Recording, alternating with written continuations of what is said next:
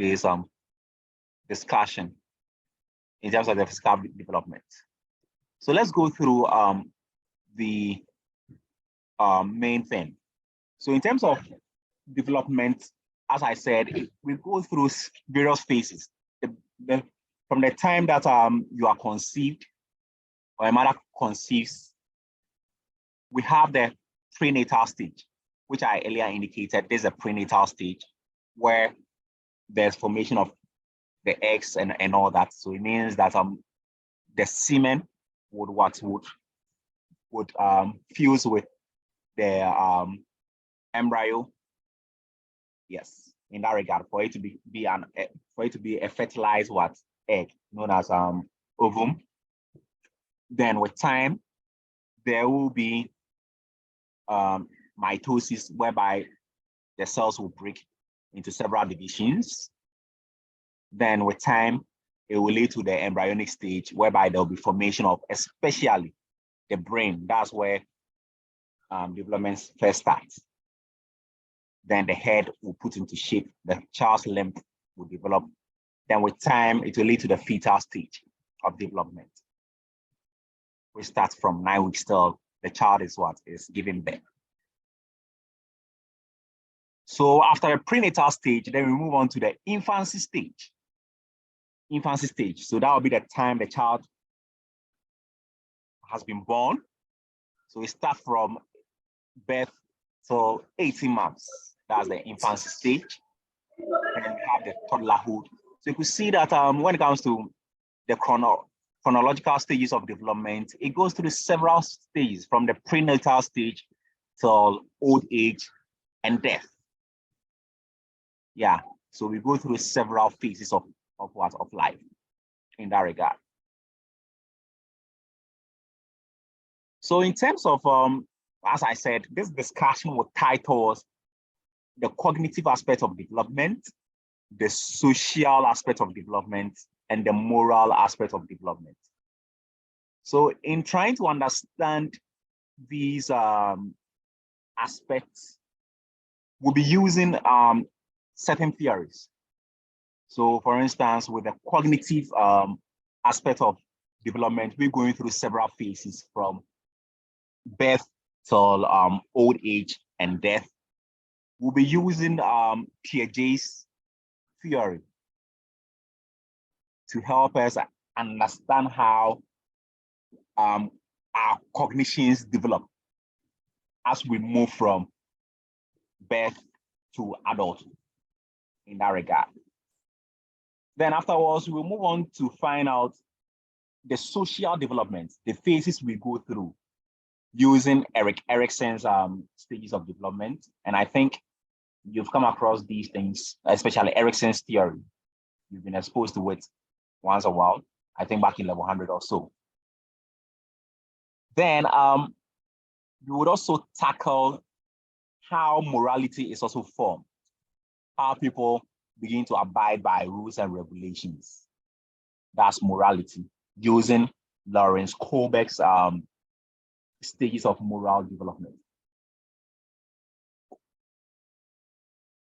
So these are the three main theories we'll be using to discuss the various stages of human development.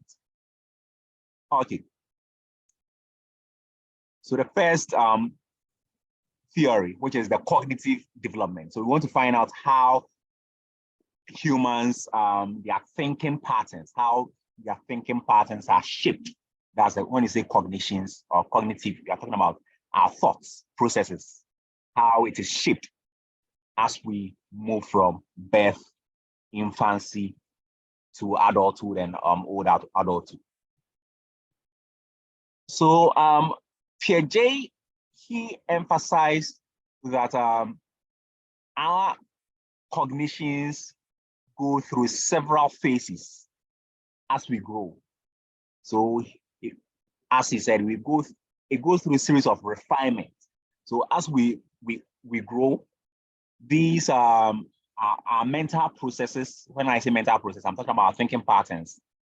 They are more refined for it to be in a quality form. So that's why when you check the way a child, an infant might think will be way, way different in a lesser form than an adult person.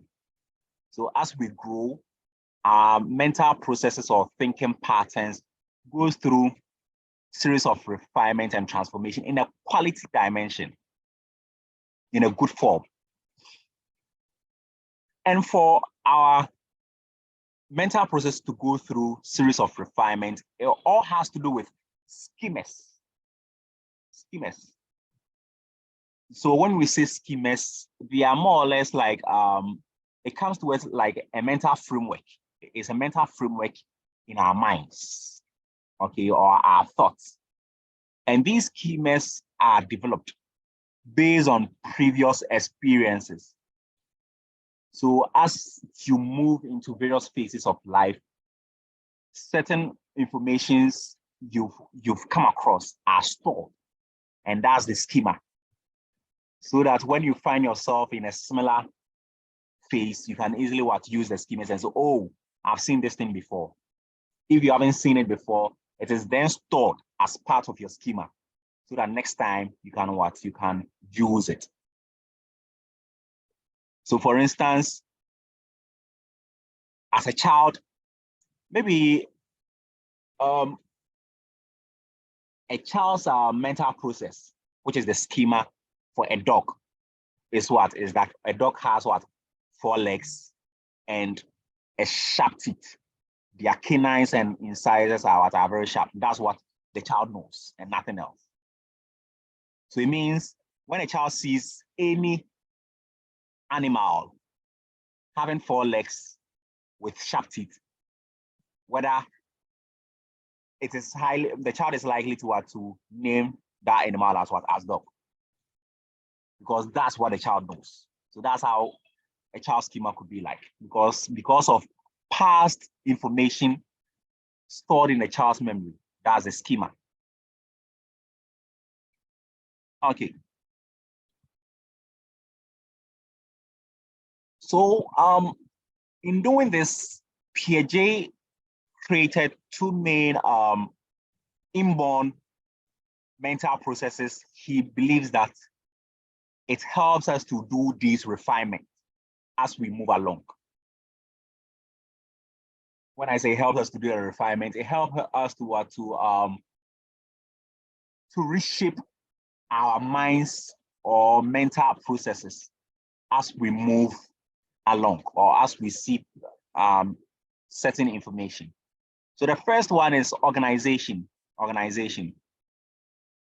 So as I've already defined, organization is the process by which children combine existing schemas into new and more complex intellectual schema, into a more complex and intellectual schema. For example, an infant who has gazing or reaching and grasping reflexes soon organizes these initially unrelated schema into more complex, that's visually directed reaching, that enables him to reach out and discover the characteristics of many interesting objects in the environment.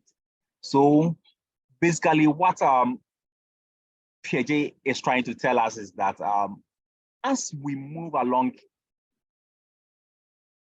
in various phases of these things, we combine certain prior information we've stored into a more complex one. So as a child, the child doesn't know how to maybe reach out to certain things.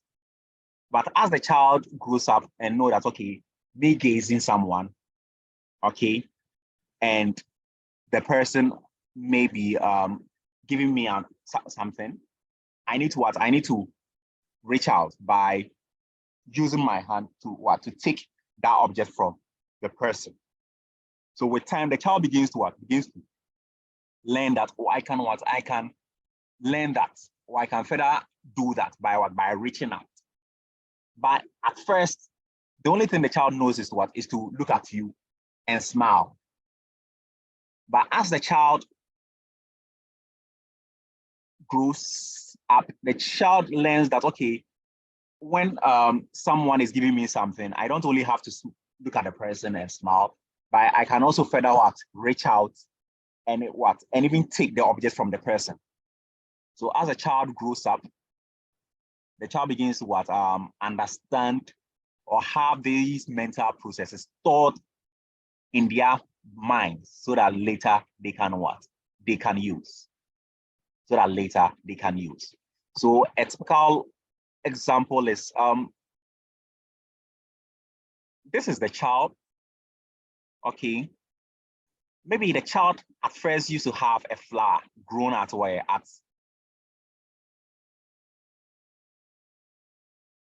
his or her environment. So let's say this child is a male. Yeah, the child is a male at his environment.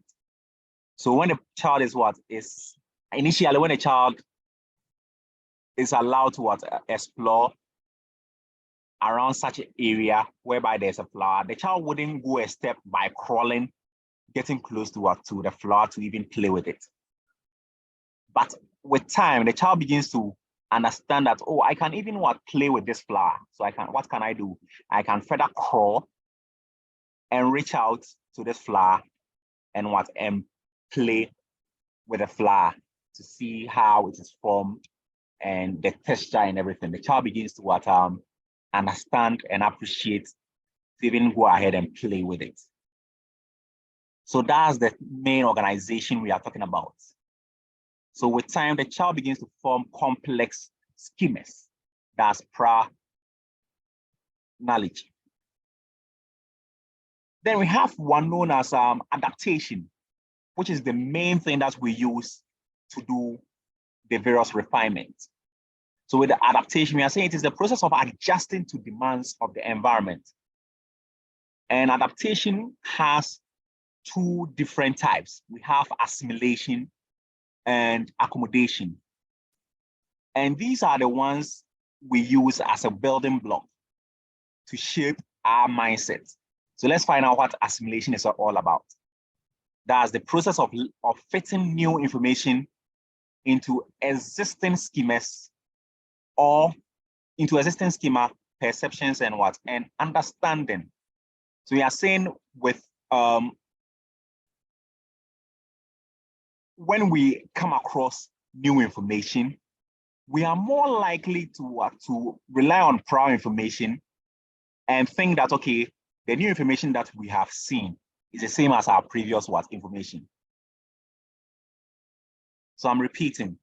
When it comes to assimilation, the moment we come across a new information, we are more likely to use previous information stored, which is a schema stored, to generally conclude that that new information is the same as the previous information. So a typical example is the example that I use. A child sees a cat for the first time. The only thing the child knows is a dog. And the child knows that, oh, a dog has 4 legs. So the moment the child comes across a new organism altogether, having a 4 leg, so the new organism is It's the cat. And the cat also having 4 legs, the child just concludes and says, oh, this is a dog. So the child is referring to the cat as as a dog, because that's the only thing the child knows is that of a dog having 4 legs. So the moment it come across an animal that also have 4 legs, the child concludes that, oh, that animal is also a dog. So that's typically what assimilation is all about. Assimilation is all about. So as we've been doing in previous sessions. So please, can you go over again? Okay, I'll go over it again. Okay. Seems let me.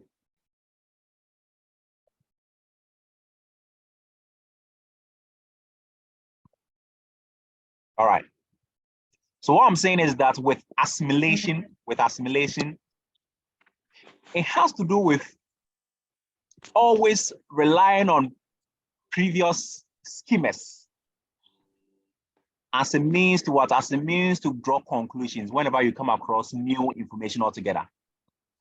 So always the person relies on previous information or previous stored information as a means to what? Draw conclusions that, oh, the new information I've seen is the same as what? Previous information. So like the example that I use, a child has stored a past information about a dog and knows that any animal that has 4 legs is referred to as a dog, because that's the only animal the child knows is what? Is a dog with 4 legs. So the moment the child comes across any animal with 4 legs, the child concludes that that animal is also what? A dog, because the only animal the child has stored in his or her memory is that of a dog having 4 legs, because that's the only animal the child has been exposed to. So the moment the child comes across a new animal altogether, like a cat, instead of the child referring to the cat or calling the cat cat, the child then refers to the cat as what? As dog. Because in a child's mind, the only animal she knows of is that of a dog having 4 legs. So the moment the child comes across another animal having 4 legs and a tail, the child just concludes that, oh, this animal is also what? A dog. So when it happens, then we call it assimilation. Assimilation. All right. So let's find out what accommodation is all about. Accommodation is all about. So this time around, when the child is able to modify and say that, oh, this new animal that I've seen is not a dog, but rather a cat, then it means that, okay, the child has learned something new. So the child has been able to refine and accommodate using what? New information, using the new information. So the moment the child is able to understand that, oh, this animal is not a dog, but rather another organism. It could be that the child wouldn't even necessarily mention the right animal and say, okay, this is what? A cat or something.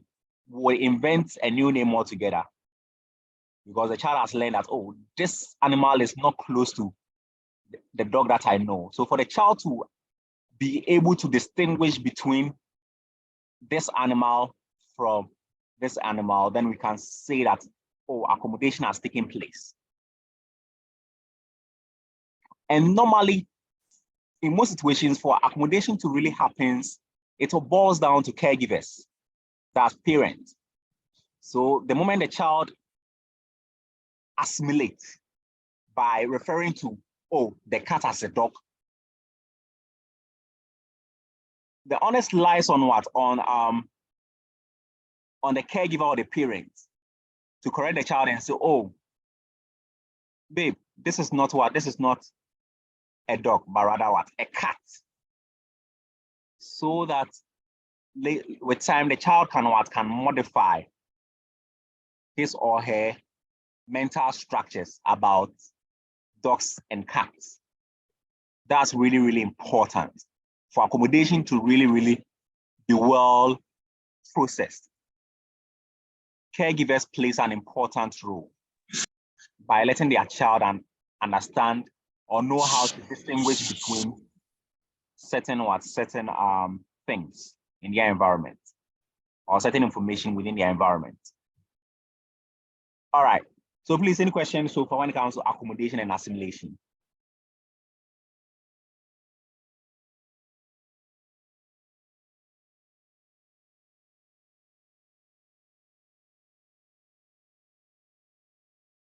Okay.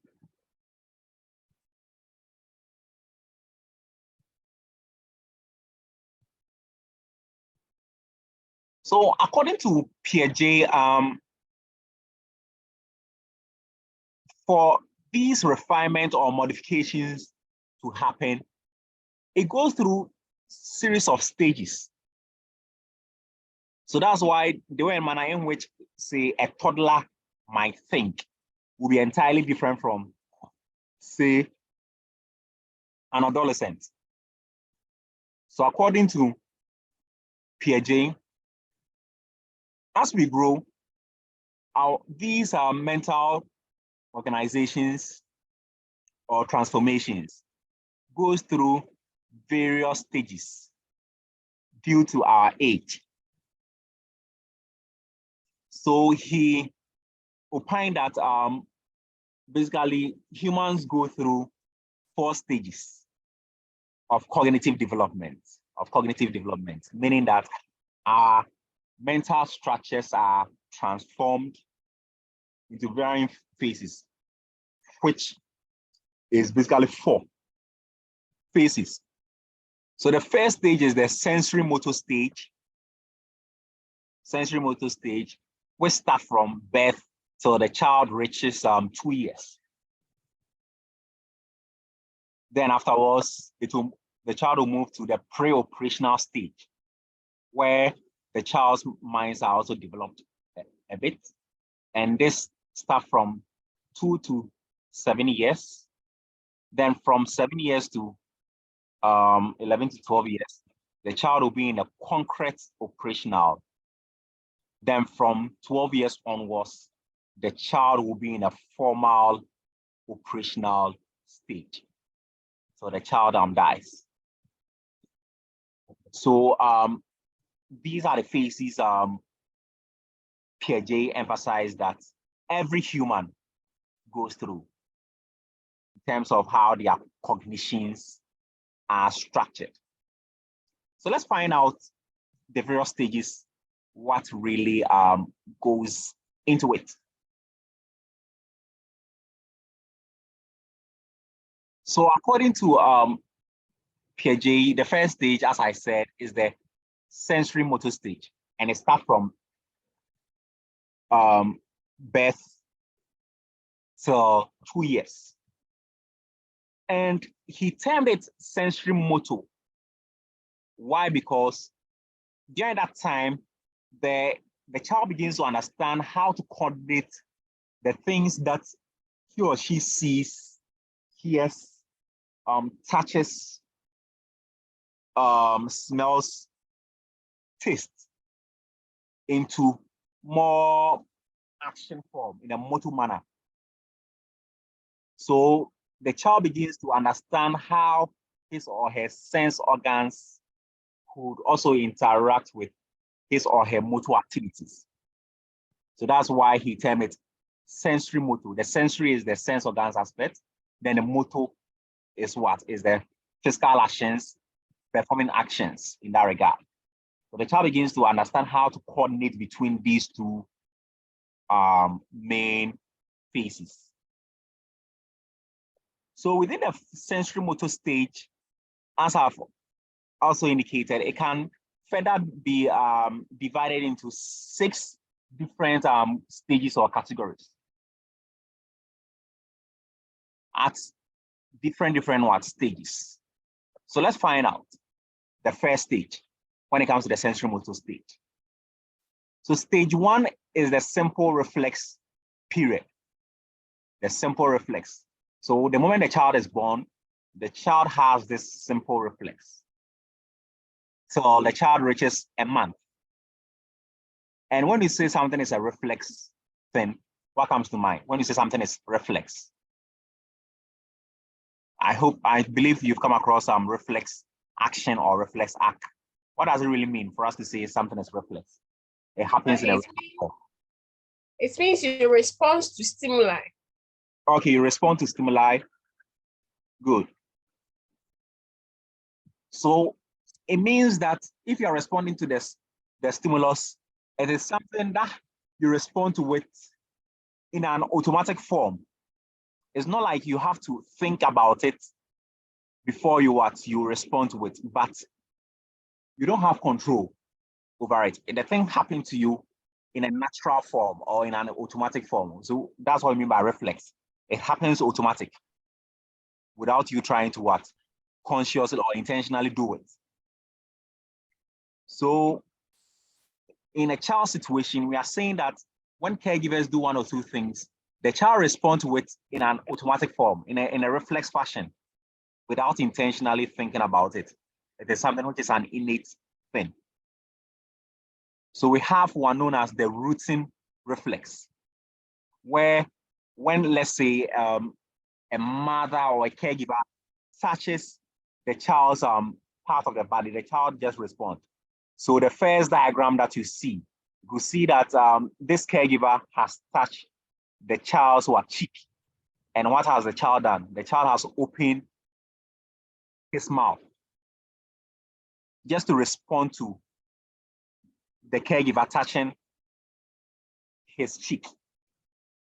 And the child opening his mouth is not like, okay, the child intentionally did it. It is something which is a reflex thing, an innate thing within a child. So the moment the caregiver touches his or her cheek, he has no control, but rather to open the mouth.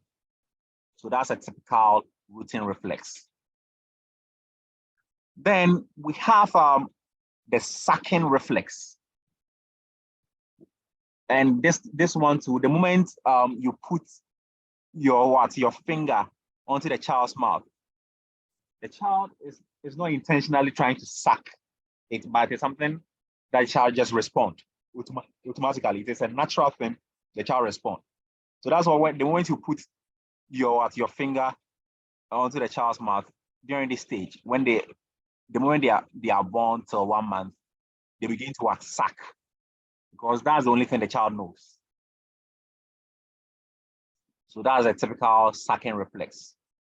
Then the last one is the child crying when he or she hears certain sounds and all that. Or sometimes when the child is feeling uncomfortable, the child will begin to cry. Like when the child is hungry, the only thing the child knows how to do is to cry. So these things are simple reflexes, automatic things the child just responds to, because that's the only thing the child knows, and it is something which is an innate thing within a child. Okay, so that's the first stage of the sensory motor stage.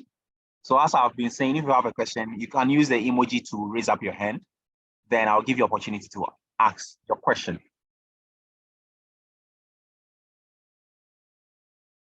After 1 month, then the child moves to another stage known as first habits and primary circular reactions. First habit and primary circular reactions. So as I've indicated, they begin to string certain actions together. They begin to string certain actions together. So the most prominent one that you see is that when a child is there, even without you inserting your fingers onto the child's mouth, you see the child all of a sudden sucking on his or her own. So when they are there, you see them using their thumb, like what is I've indicated, a pictorial view, what I've indicated. The child is sucking the thumb. But if the child was was less than a month, you wouldn't see the child being there alone, sucking his or her own thumb. And the only time the child will do that is when you yourself, you insert your finger onto the mouth, or you put his or her finger onto the child's mouth. But the moment a child reaches a month to 4 months, they begin to do this themselves, which is also a reflex behavior. that they do by responding to one or two things. So this time around, the child is connecting between using his sensory motor, which is the sense organs, and the motor activities. So the child gets satisfaction or gratification by sucking his or her thumb in that regard. Okay. Then within that stage 2, we have circular reactions. So you could see that the child will begin to do certain repetition, will repeat certain actions, Apart from the child sucking, which is one of the prominent ones they do, you see them when they find themselves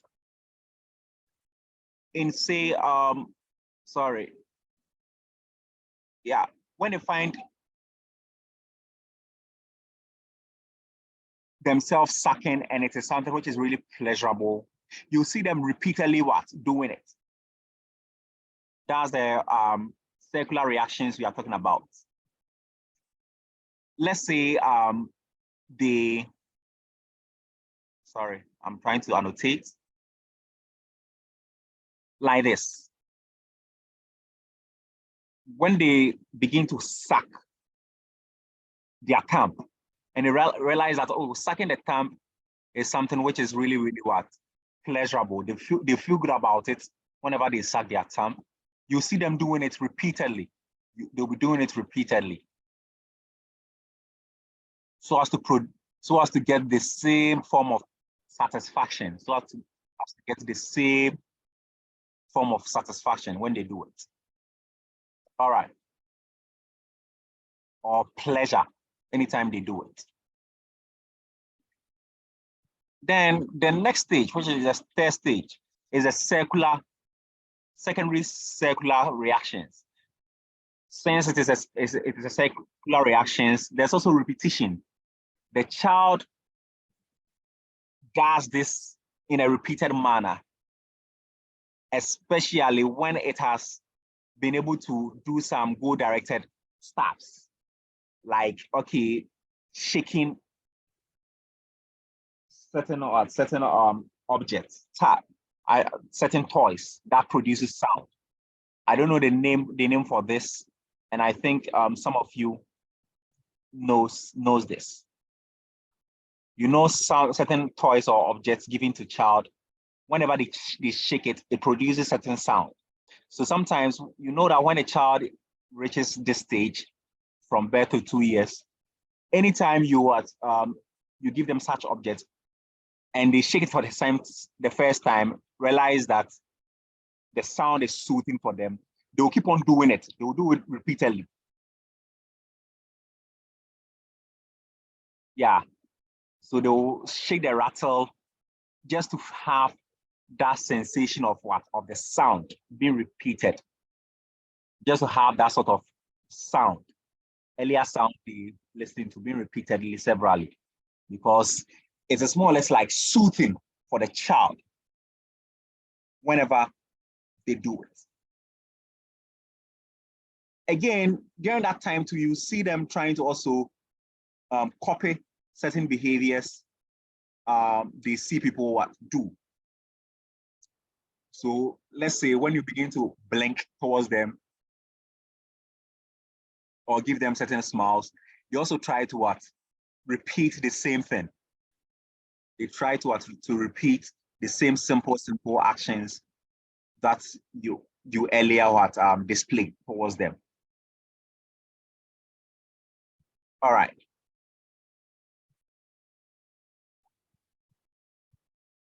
Then the next stage is the coordinated secondary circular reaction. The coordinated secondary circular reactions. So this time around, the child begins to engage in some goal-directed behaviors. They'll play a lot. They always prefer to play with their toys, arrange them in certain manners and all that, just to solve series of problems and all that. So during that time, you see them arranging certain objects together and all that. And there's one important thing that really happens during that period.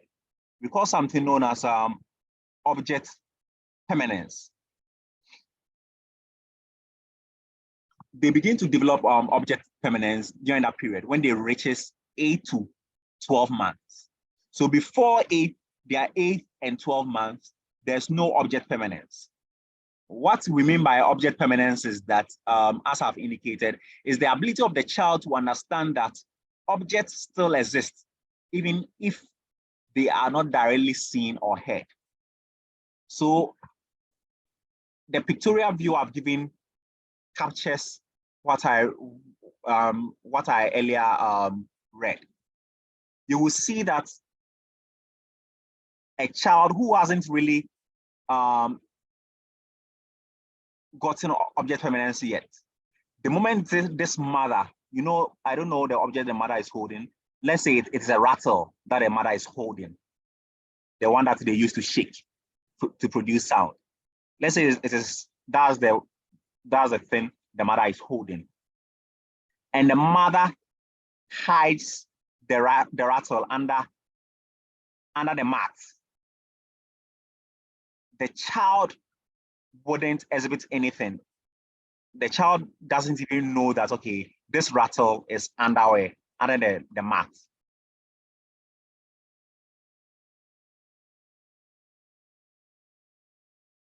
So that's what we mean by, in most situations, the child hasn't really been able to achieve object permanence.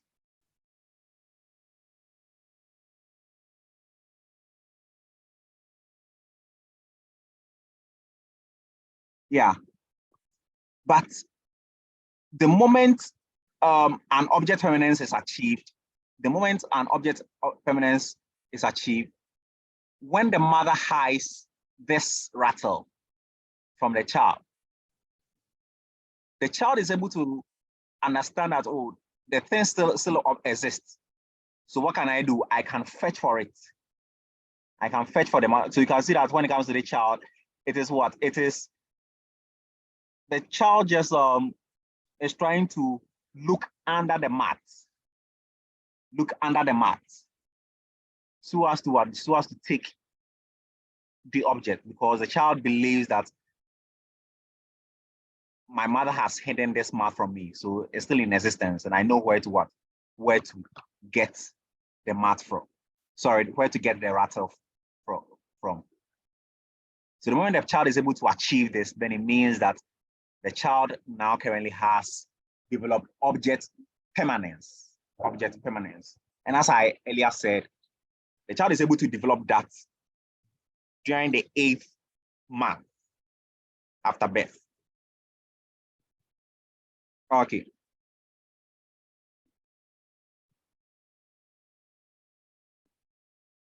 Okay, Anne, please go ahead. So, good morning.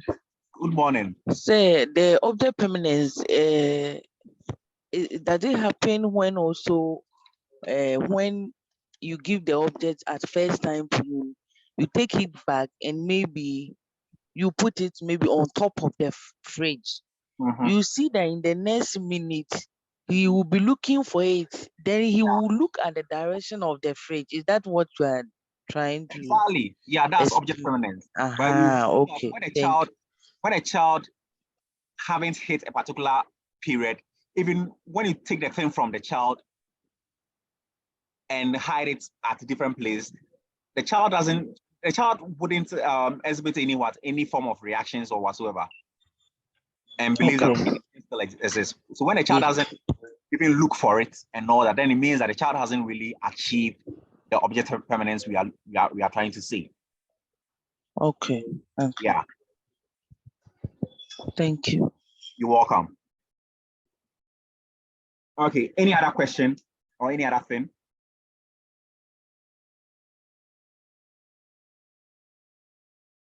All right.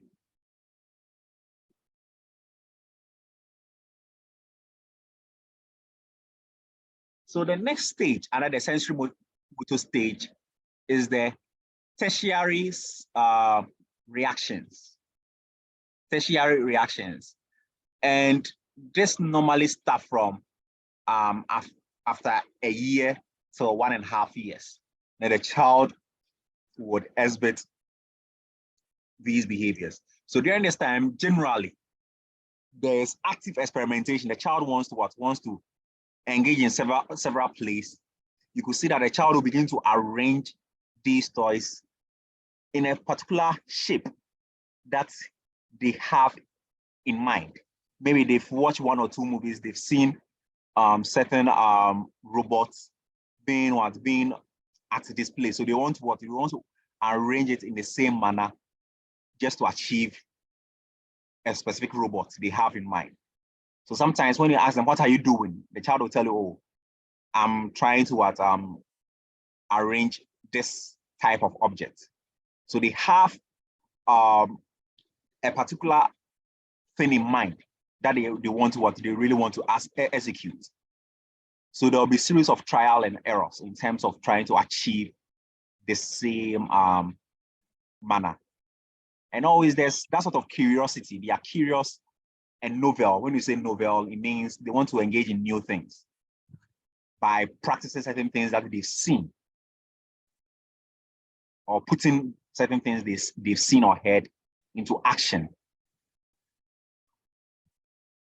All right, so basically, especially this kid, you could see that the child is trying to arrange specific objects because he has an object in mind that he really wants to execute. All right.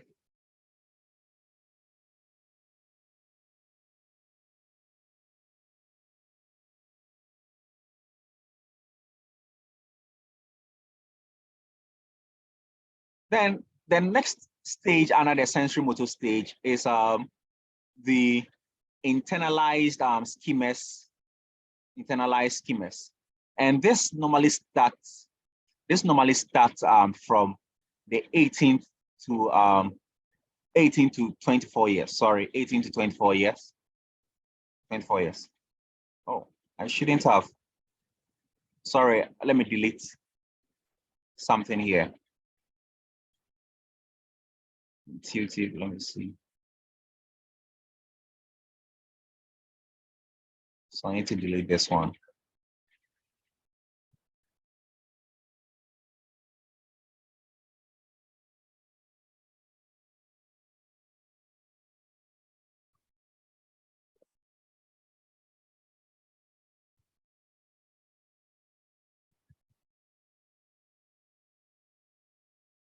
Okay.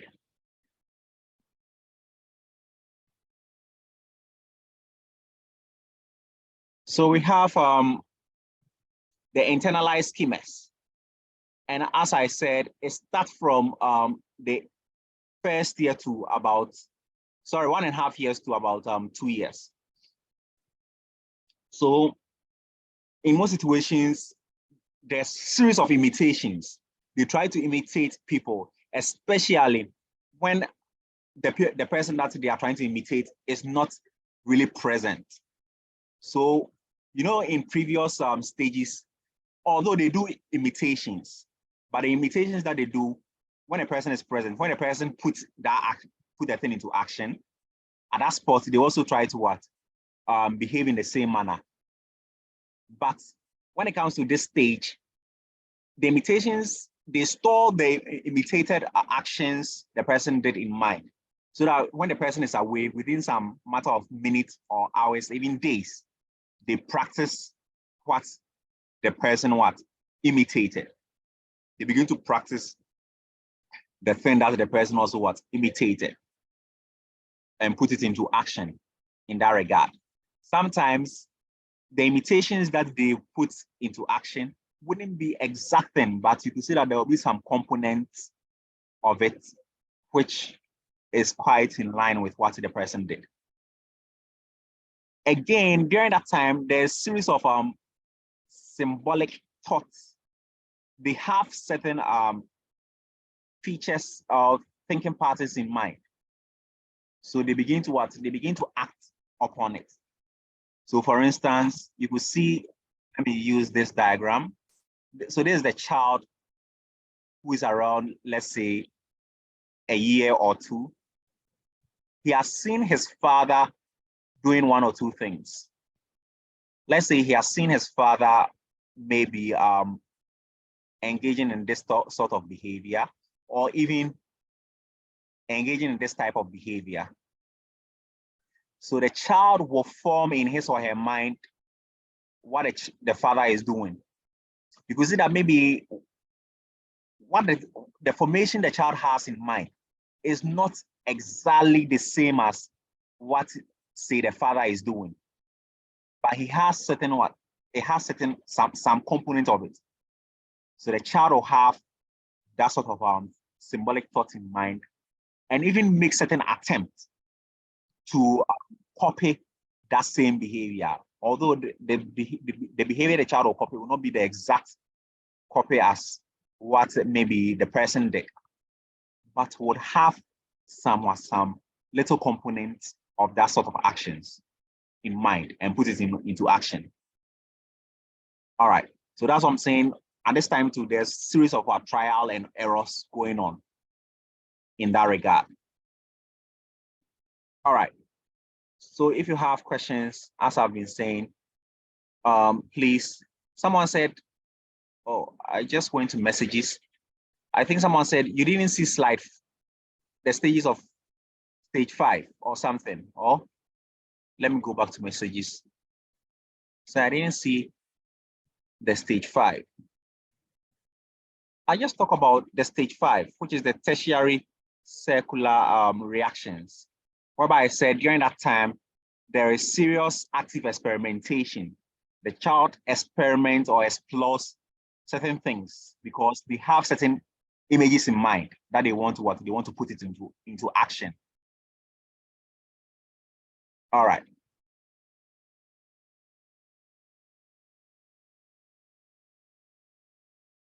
So that's all when it comes to the sensory motor state.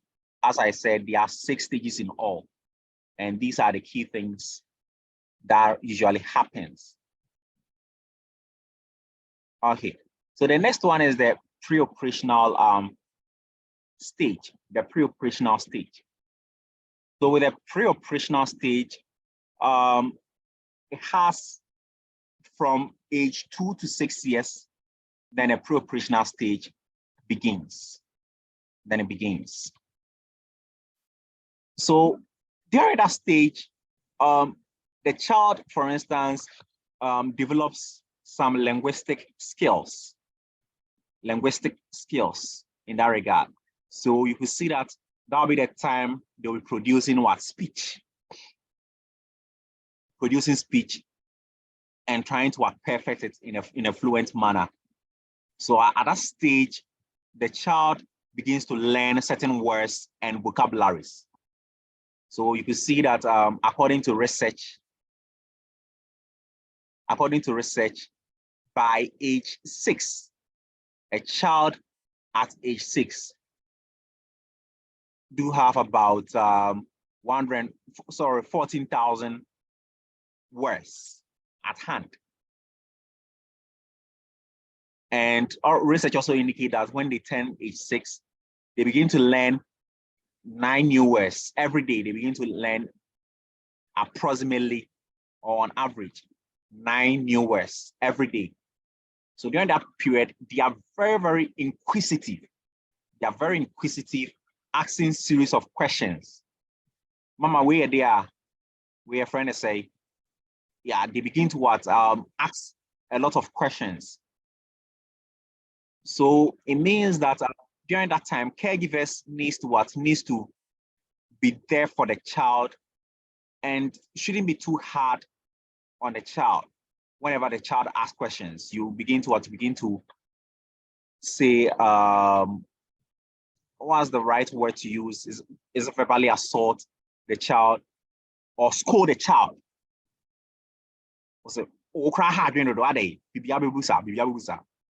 when you begin to do such things, you are more or less like preventing the child from what? From asking questions. So in subsequent periods, you wouldn't see the child even what? Coming to you to ask questions, because he or she feels that him or her coming to you to ask these questions, you might scold him or her. So give opportunity for the child to ask questions. And if the thing the child is asking is too sensitive, have an intelligible way to communicate to the child.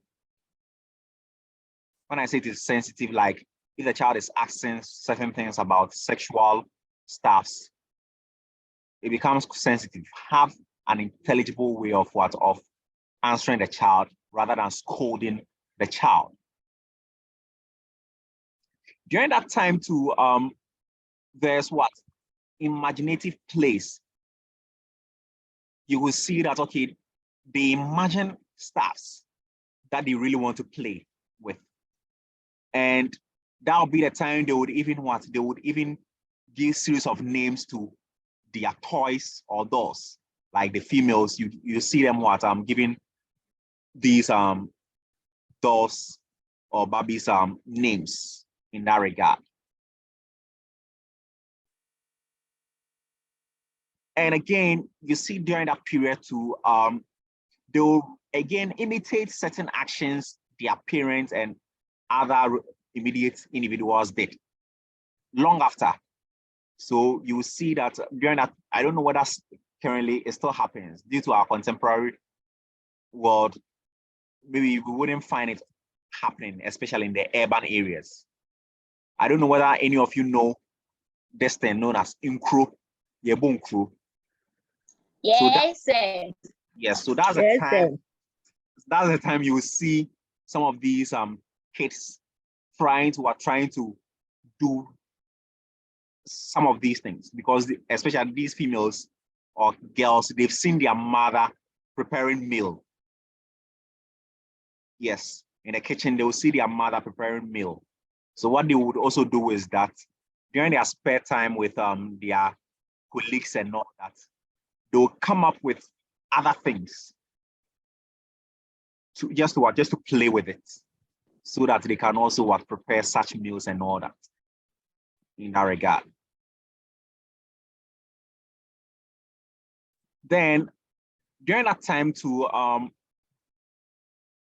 their morality is also shaped in that regard. They begin to understand that, okay, me doing this is right, me doing that is what is wrong. If I do this, mommy will beat me. If I take this coin or coins without mommy's permission, mommy will beat me or daddy will beat me. So they begin to understand that, okay, doing certain things are good or bad in that regard.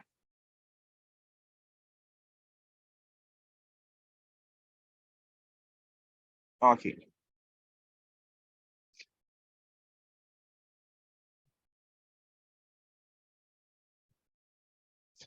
Then in terms of another thing that happens at the preoperational stage is that during this time, they have difficulties forming certain operations in mind, especially in terms of thinking in an abstract form.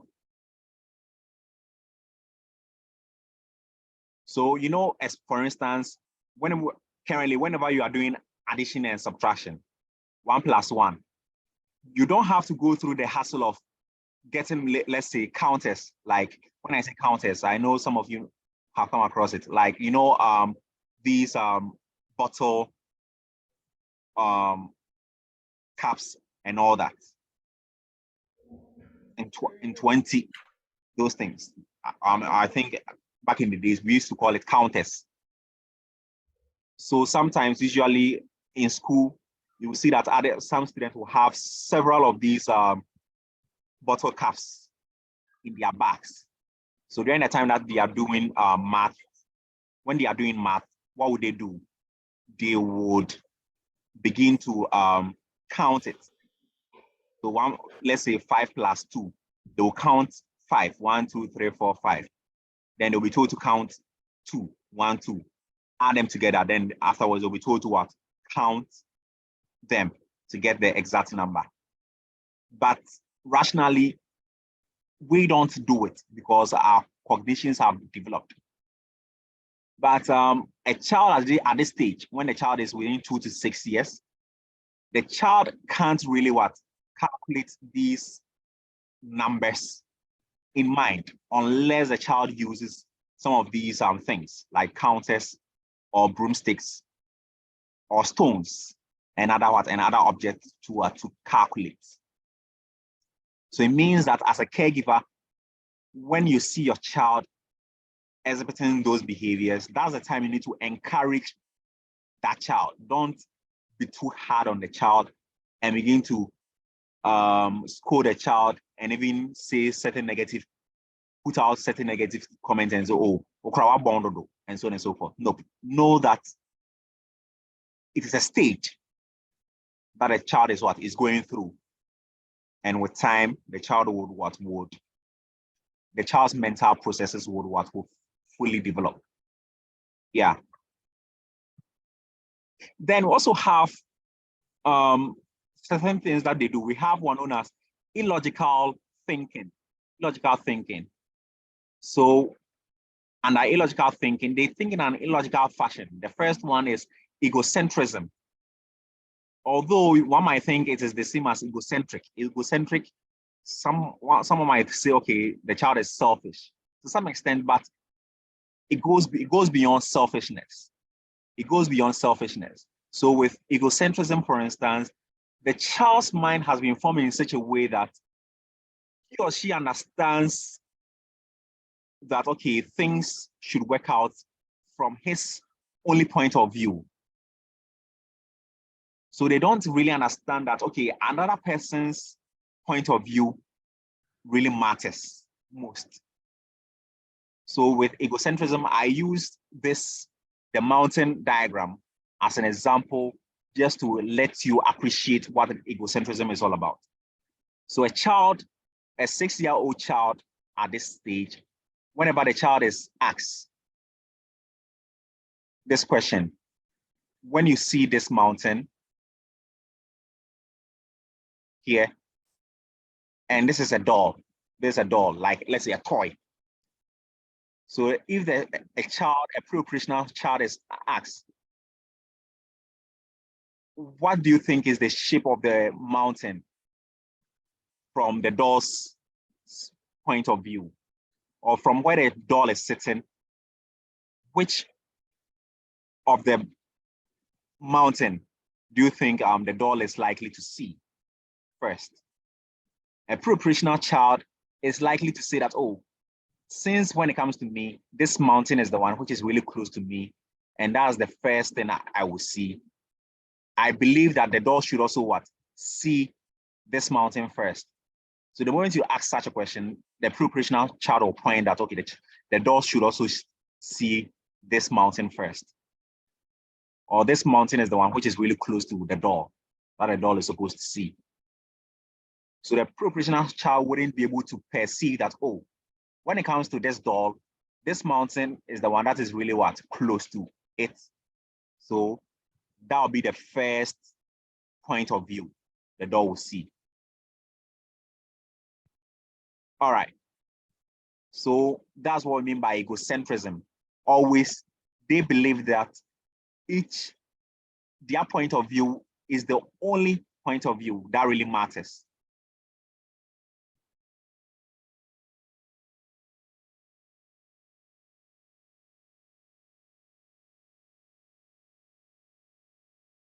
Then we also have one known as animism. Animism. So with animism, in most situations, they sometimes, not sometimes, they think that, okay, animals are more or less like living things. They can speak, talk, they share emotions, everything. They sometimes assume that, okay, these inanimate objects are alive. They are more or less like humans, like us. So for instance, you will see this child, this diagram speaks a lot about how some of these children, they behave. You can see that the child is also what, serving the doll, as if the doll can take the jug and and drink, whether it is coffee or whatever. So the child is also pouring the coffee into the jug for the doll to take. Because sometimes they think, okay, the doll is also is also human or is alive, and they can perform certain actions. And usually you see them even talking to these dolls and all that. All right.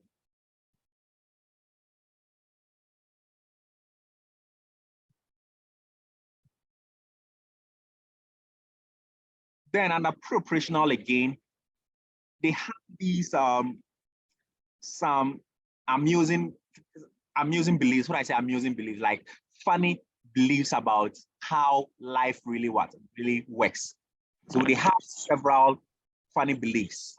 So you can see that I've indicated they think, oh, when it comes to babies, they are purchased by mothers. So when, let's say, they are the only child, they will say, oh, mommy, let me give you this, mommy, so that you get me another brother or sister. Because sometimes they have these funny beliefs about life. So I just try to use this as an example. Let you appreciate and know that they are.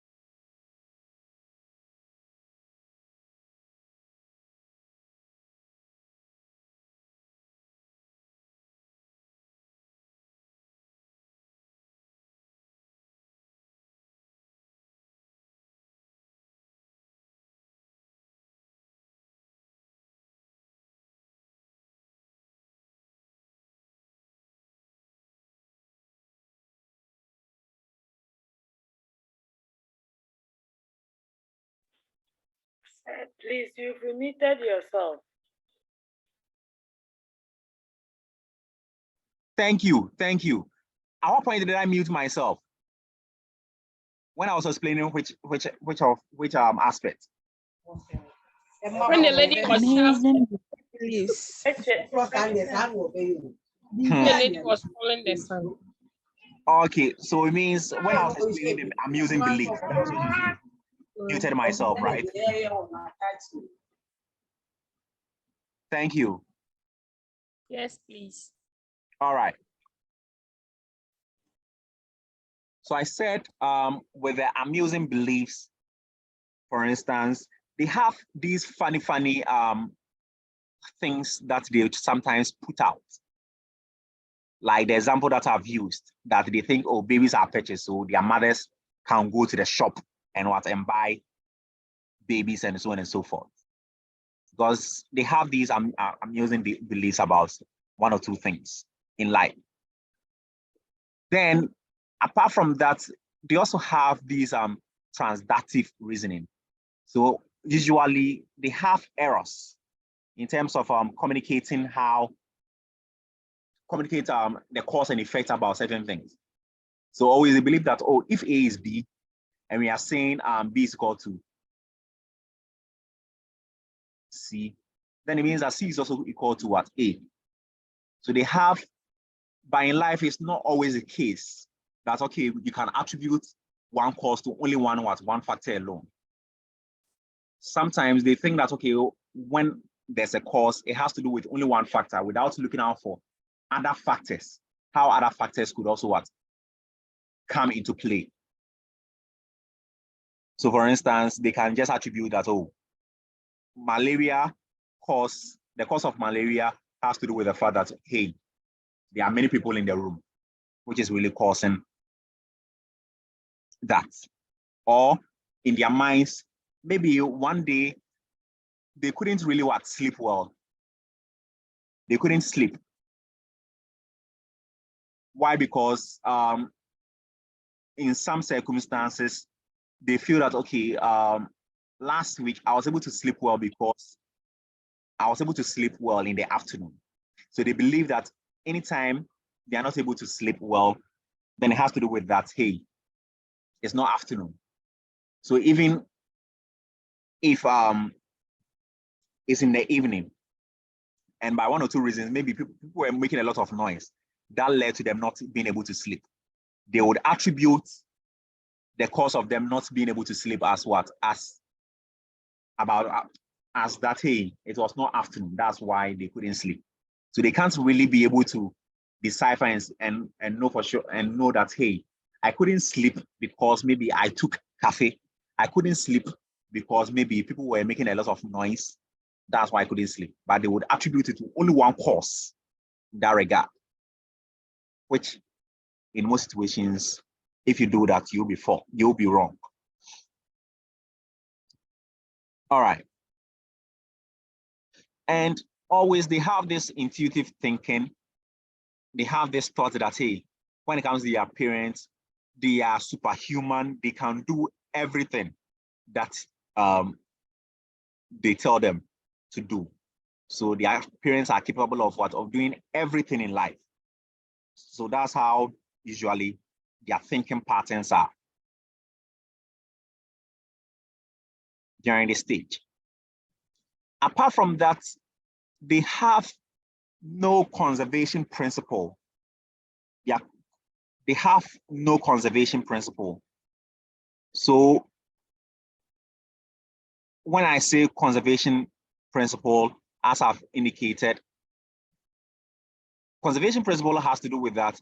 You have the ability to understand that, okay, quantities remains the same even when it is changed. But when it comes to them, they have difficulties grasping it. And you will see these things a lot. You'll see these things a lot. So for instance, the diagram that I've shown to you, let's say you are sharing, you want to share a Coke. You bought maybe a bottle of Coke that you want to share between two, one preoperational child and a child who is more mature. A child who is more mature, let's say an adolescent child. So you poured one of these Coke. You poured it in what? In this jar, which was full. And you poured the same quantity of jar. This jar, after you poured it here, you then poured it onto what? Onto this jar. Then you poured another same quantity into this jar. A pre-operational child would always go in for jar C, because in a pre-operational child's mind, this jar has a lot of what? A lot of Coke than this jar. Why? Because in his mind, seeing this long jar without taking other things into consideration, that, oh, this jar was poured from this, having the same quantity of what? Of Coke. Hence, it has the same what? Quantity. The child wouldn't be able to perceive it in that manner. The only thing that comes to mind is that, oh, this jar is really long. So since the cook is full, it means that it has more cook than jar A. The same thing applies even during money transactions. You can give a preoperational child, say, they can easily choose. You can give the child, let's say, 1 cedi coin, and yet at the same time give the child 20 cedis, 20 pesos coins, like 20 cedis up to 5, and tell the child to select one of them. The child would always go for the 520 pesos. Why? Because in the child's mind, he or she perceives that, okay, the 520 pesos coins are way more than the 1 cedi coin or even 2 cedis coin. So that's how their reason is during that period. And these things, their reasons are more like this because of certain reasons. So the main thing has to do with what we call reversibility in the mind. Reversibility in the mind. So it means that the child at that point, they have difficulties reversing mental and physical operations in mind. So for instance, when you give the child is calculating, then you ask the child 4 plus 4. The child would be able to tell you, oh, 4 plus 4 is equal to 8, but I wouldn't be able to reverse it in that manner. When you ask him, when you tell the person 8 is equal to 4 plus 4, it becomes a challenge. The only thing the child knows is that 4 plus 4 should be equal to 8. But when you reverse it and say 8 is equal to what? The child wouldn't be able to even tell you that it's equal to 4 plus 4. So the child wouldn't be able to reverse it or switch it around in his or her thinking during that period. Again, when you ask the first example that I gave, if you ask a preoperational child if he has a brother, he would answer yes. And if you ask again if his brother has a brother, he will find it difficult to answer. So when you ask the preoperational child, oh, your brother, does he has a brother? He will tell you, oh yes, he has. But if you ask him again, sorry, if you ask the preoperational child, oh, do you have a brother? He will tell you, oh yes. But the moment you ask the preoperational child, oh, does a brother has a brother, it becomes a problem. They wouldn't be able to really give you a definite answer because they can't really switch. You can't really switch in that regard. That's the reversibility we are talking about. The next thing, which also explains why there's no conservation, has to do with centration. So in most situations, they are more likely to focus on only one aspect of certain situations because of the thing having some obvious characteristics or features in mind. So like the coins aspect that I use. When you give a preoperational child 520 pesos and 1 cedi coin or 2 cedi coin to choose from, the child only knows that, okay, the obvious feature is what? Is that, okay, these 2 coins, one has a lot of what? Coins, several coins, that's 520 pesos. So in a child's mind, that's the most obvious one, which is what? Which is really large. Hence, we'll go in for what? For the 20 pesos, which has 5. So the child will go in for the 520 pesos, neglecting that, okay, the 2 cedis even way larger than what? Than the 20 pesos coins. All right. And I think I've already talked about this in terms of me talking about the fact that during that time, they have their linguistics are still at developing. And as I said, they have these imaginative place in mind. So you could see that, okay, the child, one of the key imaginative plays that they are imagining this. The child will be imagining this. Like, okay, I'm riding what? A horse.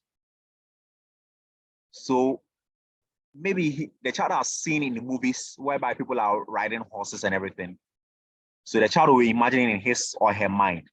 Then all of a sudden you see the child imitating by maybe getting a broomstick as a way to what? As a way to replicate what he has in mind.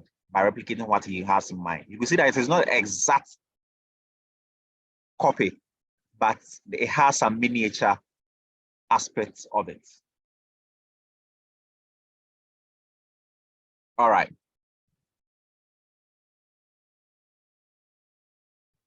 So as I've been saying, if you have a question, kindly draw my attention in that regard. All right. So that's all when it comes to the pre-operational stage, the pre-operational stage. So the next stage is the concrete operational stage, the concrete operational stage. So with time, the child begins to think in a logical manner, although not in an abstract form, but we begin to think in that sort of logical. So previously, whereby the child is having serious issues with reversibility, if you remember, whereby I said, when you ask the child, 4 plus 4 is equal to what? The child will tell you is 8. But when you ask the child, 8 is equal to what? The child wouldn't be able to decide until it's equal to 4 plus 4 or 3 plus 5. The child can't really reverse in that manner. Then when a child reaches 6 to 11 years, the child begins to what? Begins to know how to do these reversibilities. How to do these reversibilities. During that time too, they solve maths. During that time too, they solve maths using their fingers and all that, because they can't really think in an abstract form like what we do, whereby when you ask me 4 plus 4, I'll calculate it in my mind before what answering. In this stage too, they begin to use counters and even use their fingers and all that to count before they can communicate to you that is this answer, and so on.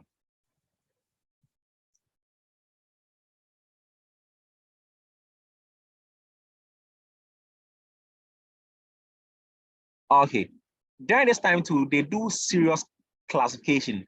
They're able to classify and know that, oh, fork, knives, spoons, and everything, they are cutleries. They are able to classify objects or group them into various categories during that period in mind. But the only thing is that they have difficulties doing things in an abstract form. So again, during this time too, there is centration. They can decenter. If you remember, at the pre-operational stage, we said they have difficulties with centration because they are egocentric. They are egocentric. They only see things from their own point of view, and that's the only thing they see. So when you ask a concrete operational child at this stage, okay, so from the door's perspective, which of the mountains would the door see closer? The concrete operational child will be able to say that, oh, or would be able to even point and say, oh, the door will see this mountain first. So the child will be able to distinguish between his perspective and the doll's perspective. The moment the child does it, then it means that the child can really the center, could understand information from other people's point of view.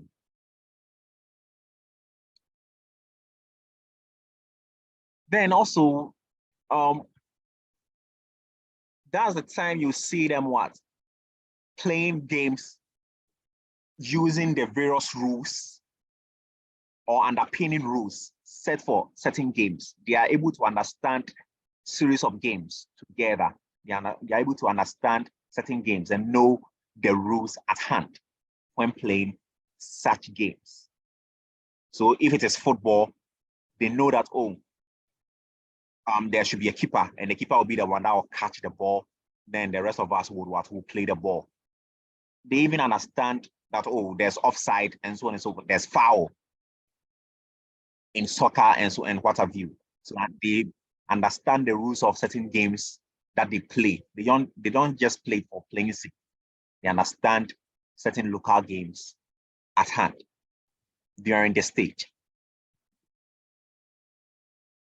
Okay.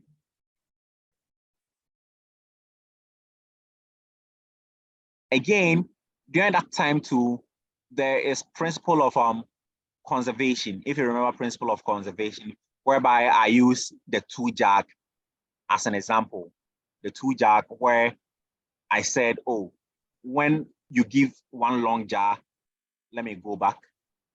So they are able to understand that the moment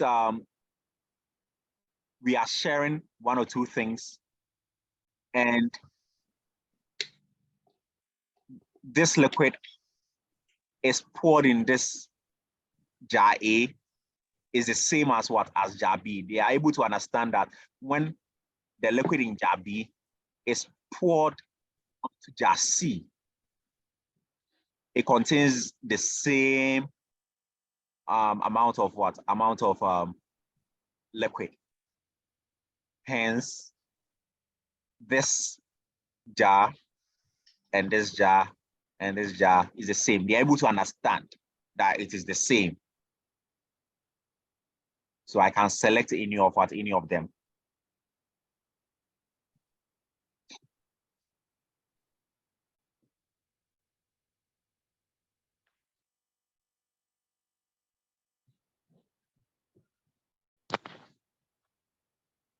Okay.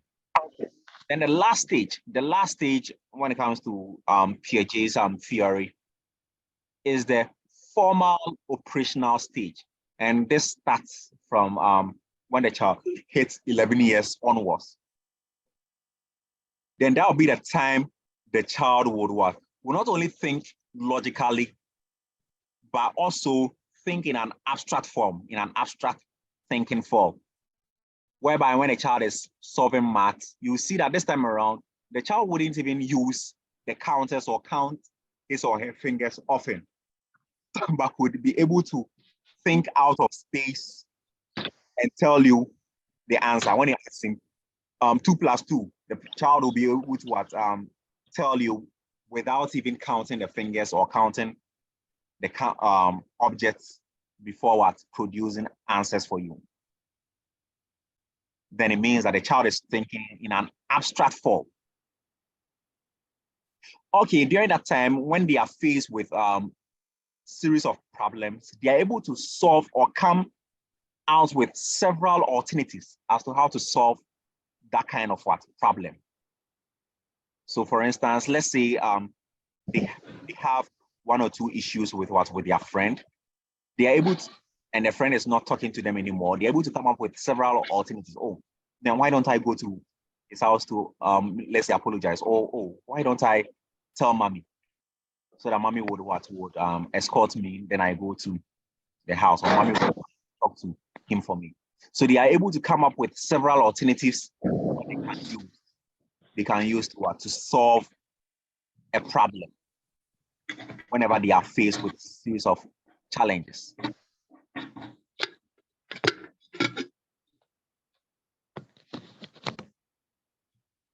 So during that time too, you will see that since the child has hit series of adolescence situation, the child has hit an adolescent stage. So they have this term known as imaginary audience. Always they think that whatever thing that they are doing, that's also a form of egocentrism. They think that, okay, people are watching them, everything that they are doing.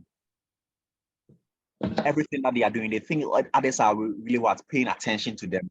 They are the center of such issues or events happening. So if care is not taken, this could even lead to certain disorders, mental disorders, if it is not well taken care of by caregivers and people around the child. All right. So because they all think they are the center stage. So that's why I've used this diagram as an example. So for instance, maybe the child is on the stage. Maybe there's a PTA meeting and the child is on the stage performing. Instead of the child paying attention and reciting certain things given to him to do, in the child's mind, the child might think, oh, why are they really looking at me too much? Is it because maybe I have this poor haircut, or certain parts of my clothes have torn, and etc. They think the world revolves around them, so people are trying to find certain negative things about them and talk about it. Yeah. Then they also have this egocentric aspect known as personal fable. Personal fable. So as I've already indicated, it means he or she thinks nobody has similar problems or could possibly understand what he or she is going through. And this normally happens when they start hitting the puberty stage, whereby they are going through certain secondary characteristics, the male and the female secondary characteristics. So let's say the child had her first menses, that's menarche or koitaki. The first time the child had wet dream. They think that nobody has experienced what he has gone through. So this is really hard on him or her. Or they think, okay, even their parents didn't even go through what they are going through. So they don't really understand, their parents don't really understand them, or nobody really understand them. So these are some of the comments I make. Yeah, Anita. Yeah, so some pastors attribute it to spiritual marriage. When it comes to the wet dreams. When a child has it's a we call it koitaki in a scientific manner. It means it is normal for a child to produce that sperm. Yes. Because they always say that it's a spiritual marriage. Then from my scientific realms, I don't believe in that. It's the same as, okay, yes, someone experiencing menses, we call it menarche. So when a child hits a puberty stage, you see after the child wakes up, within the boxer shorts or something, some sperms in there, which is, we call it koitaki. You can search for it, koitaki, which is normal. So these are some of the things comments the child will make to let you know that, okay, it is a personal fable the child is having. How would you know? You haven't been through what I have. Then someone just said, no, you just don't understand, because they think that, okay, nobody could possibly understand the things they are going through. They are the only person who have gone through such crisis or phases. So nobody could easily understand them in that regard. Oh, sorry. So let's go through the criticisms, the various weaknesses people have found when it comes to Piaget's theory, or Piaget's cognitive model. So one of the main thing people talk about is that when you check Piaget's phases, he wants us to believe that, okay, at every stage, a child goes through what? Certain cognitive developments. And if the child is not in a particular age period, the child wouldn't experience certain cognitive development, which in most situations or under normal circumstances, not that so. So for instance, de-emphasizing that conservation is usually targeted at the concrete operational stage, whereby the child is around 7 years and cool. Sometimes research has been able to help us understand that a pre-operational child can even conserve. Some pre-operational children even conserve. They know that, okay, if my mom give me 520 pesos and I'm supposed to choose between 520 pesos and 2 cedis, they're able to decipher and know that, okay, 2 cedis is what? Is larger than 520 pesos. So it's not always the case that every child will go through the various phases of cognitive development opined by Piaget. Some people, their cognitions are much what? Really sharp.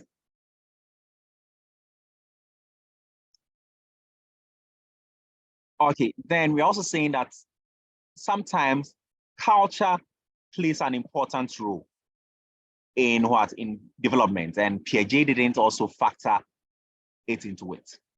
Some people, the environment they find themselves in push them to develop their thinking patterns at a faster pace, especially when you get to the Asian countries. You could see a child as young as 6 years doing marvelous things that you wouldn't expect that child at that age to do. You see them assembling plants or assembling certain electrical stuffs together and all that just to manufacture something that you wouldn't expect a child at that age to do. So what we are saying is that Piaget didn't also factor into with how the culture could also influence people in that regard. So these are some of the limitations that has been levied onto Piaget's theory. All right. So please, any question? Any question?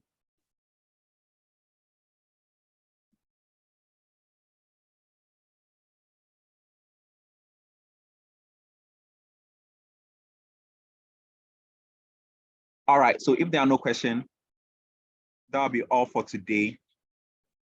And as I have already told the course rep to communicate this to you, and I'm here to also reecho. I have, as I earlier told you last weekend, that this weekend you'll be doing a quiz. I have already mounted it on the GCUC platform, the quiz, which is currently ongoing. So I've given a deadline, and the deadline is up till, God willing, Monday. And I think it's fair. I've given you ample deadline. So I don't want any excuses whereby someone would tell me that, oh, I couldn't do it because of A, B, C, and D. You have ample period to do the quiz. So please do it as fast as you can. It's only one chance. It's only one attempt. Let me put it in that fashion. So go to the GCUC platform and make sure that you do it. It's 20 questions, MCQs in all. All right. Is it Monday morning or Monday evening? I don't really recall, but when you check, I think Please, how many minutes? The timeline, everything. Kindly go to the website. Everything is in there. I don't have everything off head. It's 11:56, 59. Okay.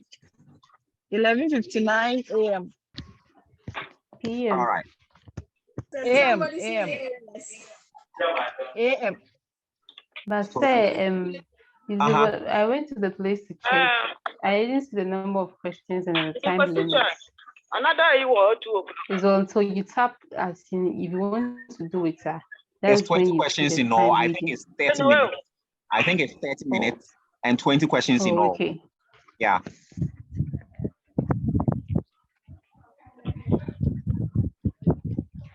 So reading areas. I have already last week, then that means last week you weren't in class. So kindly communicate, kindly get in touch with your friends. I wouldn't highlight on it again. I've already talked about the areas that will be covered. All right. So if there are no questions, then that'll be all for today.